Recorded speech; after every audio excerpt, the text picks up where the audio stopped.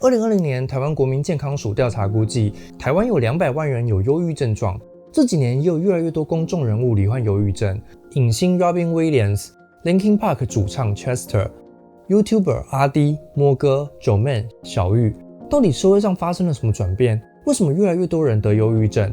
今天要来面对的这一本书《照亮忧郁黑洞的一束光》，就要来探讨近20年来研究忧郁症的最新发现。这本书的作者 Johann Hari 是常年罹患忧郁症的英国记者，从18岁就开始吃抗忧郁药物，但是连续吃了13年还是没有好转。他开始思考忧郁症的根源到底是什么，所以作者就自己耗时3年，拜访世界各地研究忧郁症的科学专家，跟世界各国的忧郁症患者做了上百场访谈，最后统整出了这一本《照亮忧郁黑洞的一束光》，探讨忧郁症的生理、心理、社会文化根源。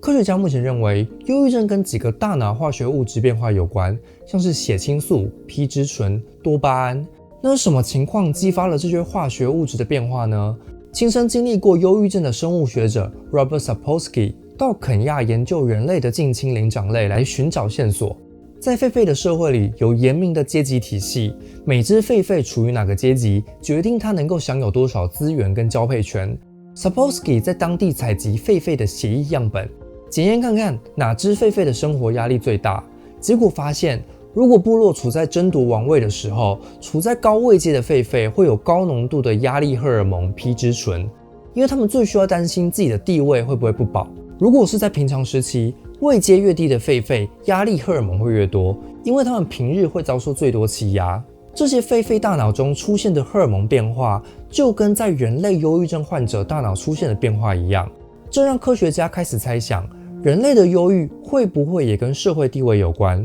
流行病学家 Richard Wilkinson 跟 Kate Pickett 研究发现，在所得收入越不平等、阶级差异越大的国家，人民罹患精神疾病的比率就越高。当人们生活在一个高度经济不平等的社会时，人们感受到的压力就像狒狒的阶级社会一样。底层的人会感觉，我存不存在对这个社会来说根本不重要，那我的人生有什么意义？中间阶层的人则会感觉，我好不容易爬上来了，但我能够保住这个位置吗？我会不会被竞争对手取代？地位会不会受到威胁？这可能解释了为什么许多知名人士明明物质生活已经过得很好，却还是会得忧郁症。不是因为这些人不知足，而是因为这些人的生活被逼得没安全感，常常要焦虑自己的社会地位不保。所以生理心理上的忧郁其实反映了我们活在一个阶级差距越来越大的社会，它在无形中对人们造成了心理伤害，而演化机制就让人类对这种事情很敏感。心理学家 Paul Gilbert 就认为，人类的忧郁症就像其他灵长类的屈从反应。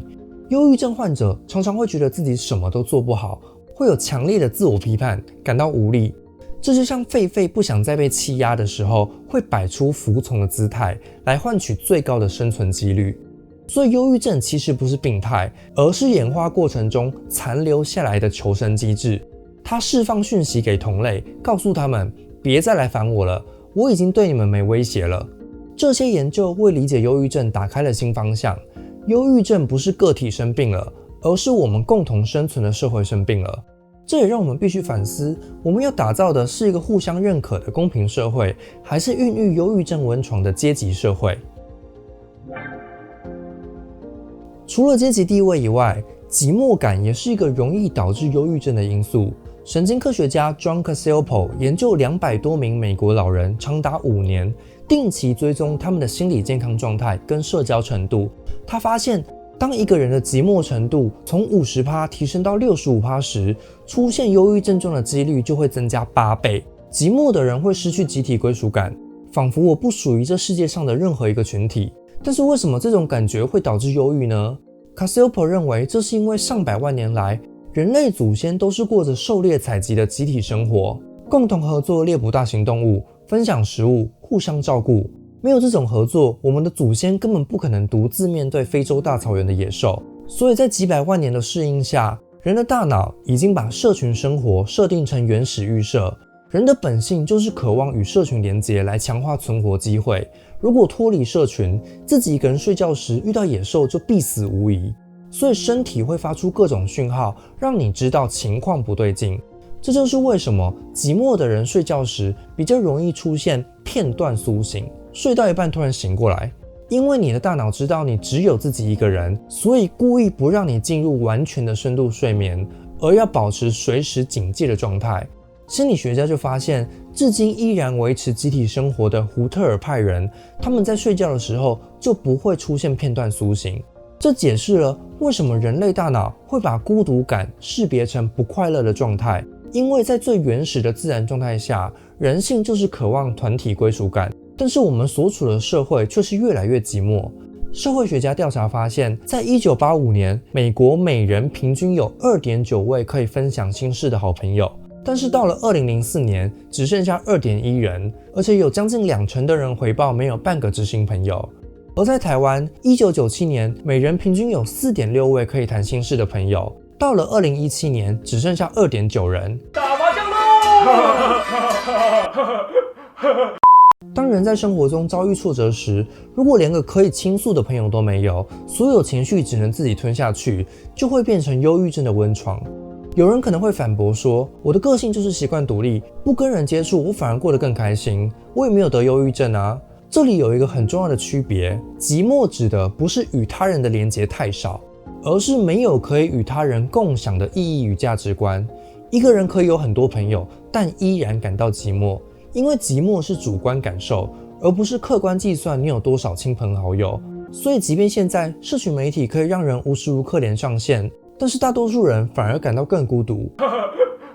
所以近几年来，英国国民健保署 NHS 开始提供忧郁症患者社交处方，让他们分组参与各种陶艺、园艺、运动计划。在活动的过程中，忧郁症患者可以找到彼此互相理解的人，发现自己的忧郁症状不是个例，其他人也有类似的遭遇，像是在职场上被霸凌，觉得活着没有意义。透过这种社交处方，忧郁症患者可以跟其他人重新连结，共享某个彼此都觉得有意义的事物。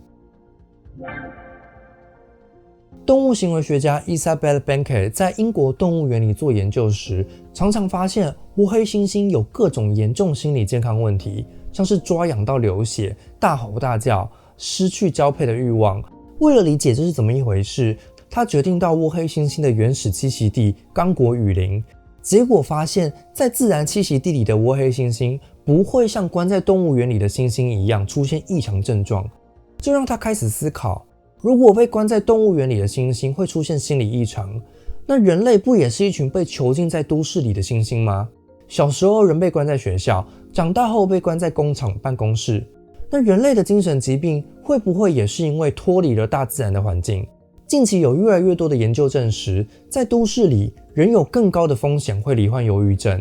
而移居到绿地的人，忧郁程度则会大幅改善。但是为什么人脱离了大自然就会生病呢？生物学家 Edward Wilson 认为，这是因为人类天生就有一种亲生命性，一种与其他生命形式接触的渴望。人不只渴望跟人作伴，也渴望跟自然界的其他生命作伴。我们处在自然环境的时候，就是会有一种说不出的自在感。但是环顾一下我们自己四周，就可以发现，都市人都是被人造的东西围绕，而不是自然景观。所以从这个观点来看，有忧郁症的人反而是比较敏锐的一群人，他们及早发现我们的生活环境出问题了，已经远离人类本能的亲生命性，离开自然，关在都市里的人类，就像爬上陆地后就不回去水里的青蛙，依然可以活着，但不会活得健康。而忧郁症是对这种不健康环境发出的讯号。这也是为什么很多研究都发现，亲近大自然到户外运动可以抗忧郁，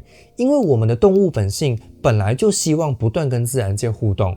忧郁症常常会让人感到自我被封闭起来，负面想法挥之不去。但是当人与大自然接触时，会产生一种被包容感跟敬畏感，感觉到自我其实只是大自然网络中的一小角，这会让人把原本封闭的自我敞开。接触大自然就是一种很好的抗忧郁剂。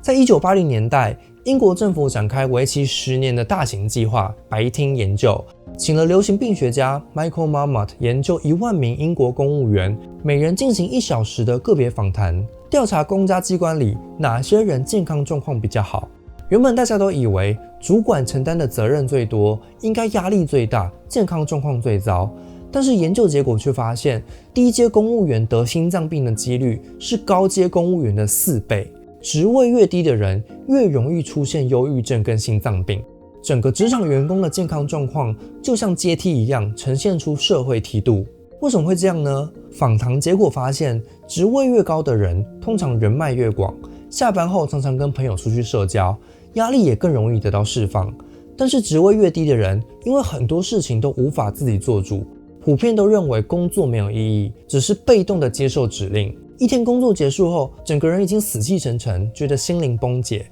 忧郁的来源是工作缺乏掌控权而带来无力感。所以在同个位阶、同个办公室里的公务员，对工作有掌控权的人会更少出现忧郁症状。过去10年，英国税务海关总署常常传出有查税人员自杀，英国政府就请 Michael Marmot 来研究。他发现查税人员的收件栏上永远有一堆读不完的文件，他们每天工作结束后就感觉自己进度总是落后，而且不管多努力都不会被赏识，仿佛这份工作就是在跟员工说，没人在乎你，你根本无关紧要。所以 Michael Marmot 总结，不是工作本身让人生病，而是失去工作的意义跟掌控权才让人生病跟忧郁。作者在书里就提到了一位常年有忧郁焦虑症状的单车店员 Michelle， 他跟同事为了争取更好的工作条件决定罢工，但最后却被老板的律师团队给击垮。有一天，这些员工突发奇想，既然大家都知道怎么经营单车店，不如我们就自己出去开一家没有老板的单车店啊，一家民主化的合作社企业。所以 Michelle 就跟同事一起成立了 Baltimore Bicycle Works。在进到新的工作环境后， Michelle 的忧郁焦虑症状就逐渐减轻了。明明他在旧公司跟自己创业的合作社做的工作都一样，都是帮别人修脚踏车，为什么在离开旧公司后，忧郁焦虑就减轻了呢？因为工作内容虽然一样，但是组织的制度结构却不一样。在合作社里，每个员工都有自由跟自主权参与讨论决策，不像资本企业的员工觉得工作没意义，自己只是来赚钱的社畜。而且在合作社里，员工可以自由表达情绪，不像受雇于老板的时候必须压抑自己的情绪。所以在良好的工作环境下，人可以感觉到工作有意义，有主控权，真正心理的内在需求也就能得到满足，也就更不容易产生忧郁与焦虑。2016年，加拿大安大略省的11位原住民集体自杀，这件事震惊了整个加拿大社会。长期研究加拿大原住民健康状况的心理学家 Michael Chandler 发现，加拿大原住民青年的自杀率是一般加拿大人的5倍，而且加拿大原住民的自杀分布有区域性，在特定区域更容易出现自杀。因此 Chandler 就分析了加拿大196个部落族群，结果发现自主程度越高的原住民社区，自杀率就越低。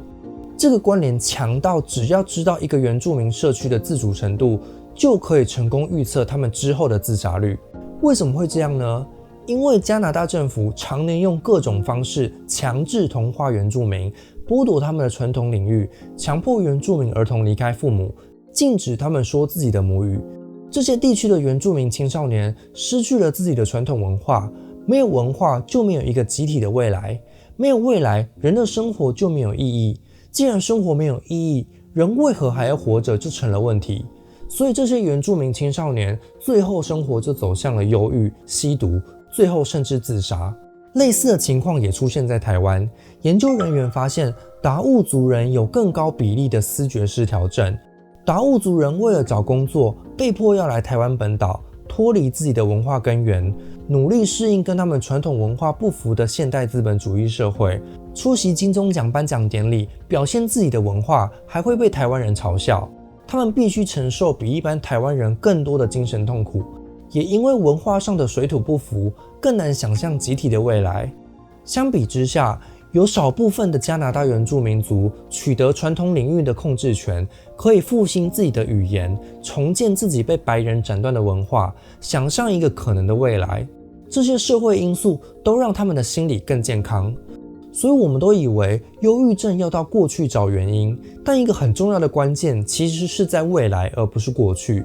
像重度忧郁症患者的症状就是未来感消失，他们无法想象自己未来的样子。所以如果你安慰忧郁症患者说以后就会好起来的，其实不一定有效，因为在没有未来感的忧郁状态下是没办法想象以后的。作者更进一步指出，这种缺乏未来感的状况在社会上越来越普遍，可能是忧郁症越来越盛行的原因之一。自从1980年代以来，世界各国的劳动市场管制松绑，很多人已经从固定工时的工作转变成非典型工作，像是接案、外包、短期合约，零工经济变成了工作体制的主流。这种短期雇佣让劳工不知道明年还有没有工作可以接，这种工作的不稳定就会进一步造成心理的不安定。越来越多人对未来没有安定感，无法想象自己的未来，这件事情本身就容易让人忧郁跟焦虑。如果问题的根源是来自整个社会结构，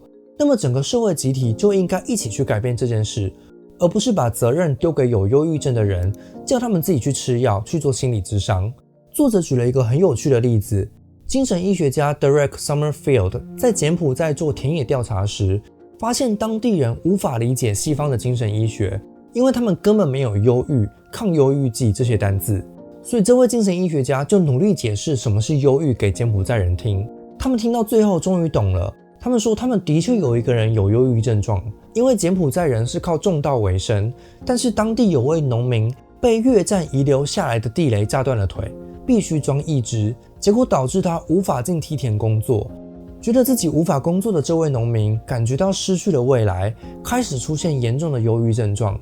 当地人就集体想出了一个方法，既然他无法种稻，不如就让他改去做酪农业吧。所以村子里的人就决定送他一头牛，让这位农人可以改变他的工作跟生活方式。社会的集体支持就是柬埔寨人的抗忧郁剂。这就让作者开始反思，认为忧郁只是大脑出问题，吃药就可以自己解决，其实是非常西方文化的思考方式。会不会西方人其实一直在错误的地方寻找答案，忽略了忧郁症背后更大的社会文化脉络？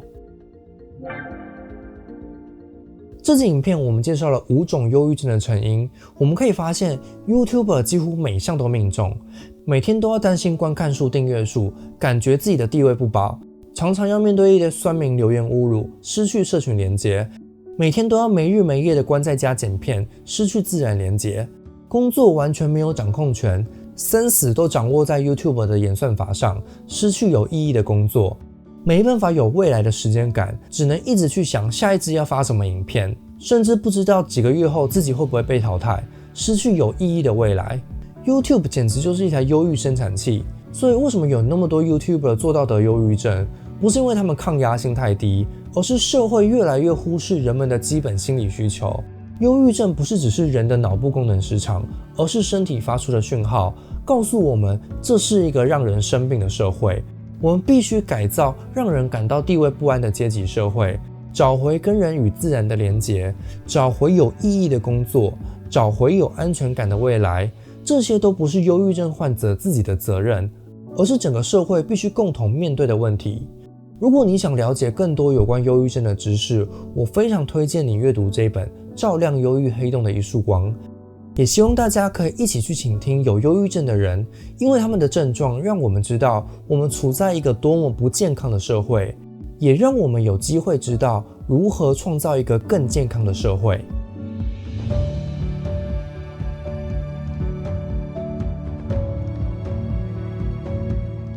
留言加分享本集影片的脸书贴文，就有机会抽《照亮忧郁黑洞的一束光》一本。现在下载 Hami Video App， 订阅 Cat 网红馆，即可抢先14天看到超级歪的最新影片。也欢迎你加入 YouTube 频道会员，就可以定期收看会员专属影片哦。